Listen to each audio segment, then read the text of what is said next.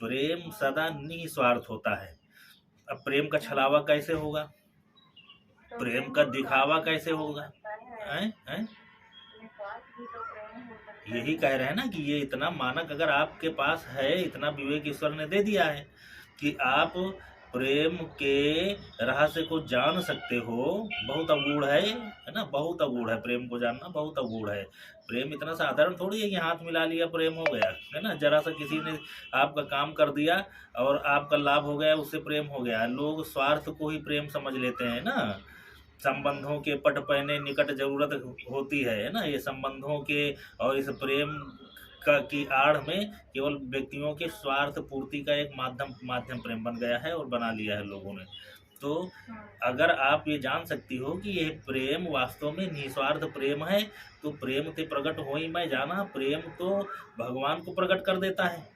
अगर आपके मन में, चित्त में, विवेक में आ रहा है कि ये निस्वार्थ और प्रेम है, तो प्रेम में तो भगवान प्रसन्न हो जाते हैं, तो व्यक्ति क्यों नहीं प्रसन्न होगा? व्यक्ति के भाव परिवर्तित हो जाएंगे, वो तो पूजा हो ही गई। लेकिन वो प्रेम पवित्र होना चाहिए, है ना, पवित्र प्रेम। अब प्रेम के हमारे शास्त्र जो आपको इंगित करना है, ये कथाएं नहीं है शास्त्रों में, ये शास्त्र आपकी आंखें खोलने वाले हैं, है ना। ये आपको मार्गदर्शन देने के लिए हमारे ऋषि मुनियों ने ये सारे ग्रंथ लिखे हैं।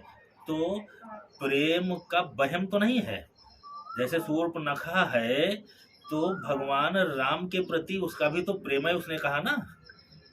और उस प्रेम को पाने के लिए, तुम कह रही हो प्रेम नहीं था, उसने अपने आप को कहा ना वो प्रेम कर रही है।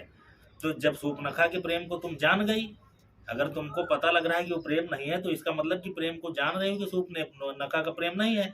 लेकिन शूर्पणखा ने कहा क्या था? प्रेम ही तो उसने किया। अब प्रेम अटूट, इतना प्रेम कर लिया कि वो सीता को मारने के लिए तत्पर हो गई, है ना। तो ये प्रेम नहीं था, इसमें प्रेम के पीछे छुपी हुई उसकी घृणित मानसिकता थी, है ना। तो क्षणिक प्रेम, स्वार्थ बस उपजे हुए इस भावों को प्रेम नहीं, वासना कहा जाता है। तो प्रेम में, अब प्रेम और देखो कि प्रेम लोग जो है लोगों से वाहवाही लेने के लिए भी प्रेम का आवरण ओढ़ लेते हैं, है ना। तमाम देखे होंगे, तमाम ऐसे ऐसे लोग हैं जो प्रेम का व्यापार कर रहे हैं। आप किसी दुकानदार के पास जाओ, उसको अपना माल बेचना है, तो तुमसे इतना अगाध प्रेम उड़ेल देगा कि तुमको लगेगा कि यार इसकी दुकान छोड़कर कहीं जाओ नहीं, जबकि वो आपको कस्टमर बना रहा है अपना, है ना। तो वहां पर प्रेम का व्यापार हो गया। जैसे शास्त्रों में वर्णित है कि कंस का अपनी बहन जो देवकी थी, कितना अटूट प्रेम था। ये लिखा है ना शास्त्रों में, कितना अटूट प्रेम था। तो अगर ये प्रेम था, तो फिर जैसे ही आकाशवाणी कंस ने सुना कि देवकी का 8वां पुत्र तुम्हारा काल बनेगा, खो गया प्रेम। जिससे प्रेम कर रहा था उसी को मारने के लिए जेल में डाल दिया। ये प्रेम था कि क्या था? तुम बताओ। ये प्रेम इस तरीके होता है। अरे प्रेम में तो लोग व्यक्ति माने अपनी जान दे करके प्रेमी की जान बचाते हैं, है ना। लेकिन उसने अपनी जान बचाने के लिए देवकी को मारने के लिए तत्पर हो गया। उसने कहा देवकी का सर काट देंगे। तो देवकी के पति ने, है ना, उन्होंने कहा कि तुम इनका, वासुदेव जी ने कहा कि तुम शीश न काटो, हम इनकी जो संतान होंगी उन संतानों को तुम्हारे हवाले कर देंगे, तुमको सुपुर्द कर देंगे। तो जब संतान ही नहीं रहेगी तो काल कैसे होगा? तो उसने संतानों को पाने के लिए, देवकी की संतानों को मारने के लिए देवकी को जेल में डाल दिया।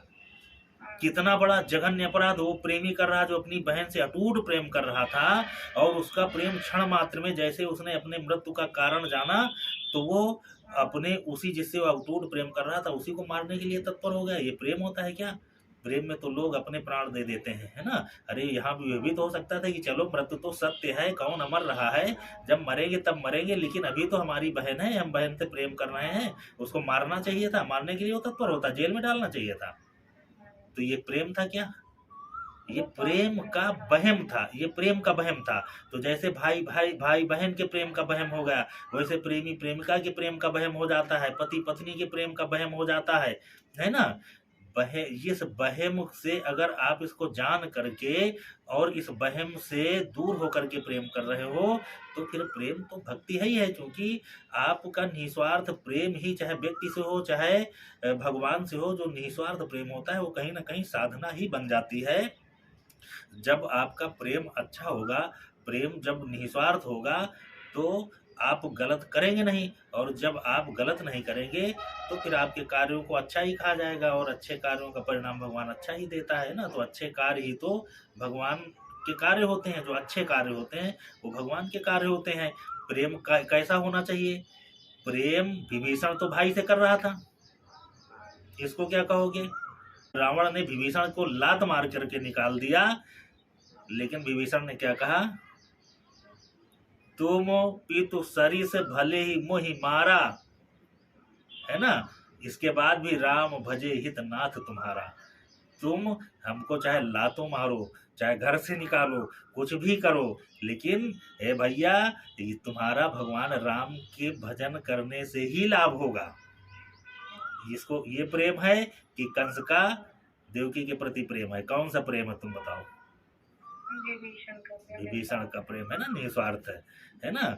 और प्रेम तो बाली भी सुग्रीव से कर रहा था, लेकिन जरा सा शंका पैदा हुई, है ना, और उसने लात मार करके भाई को निकाल दिया, है ना।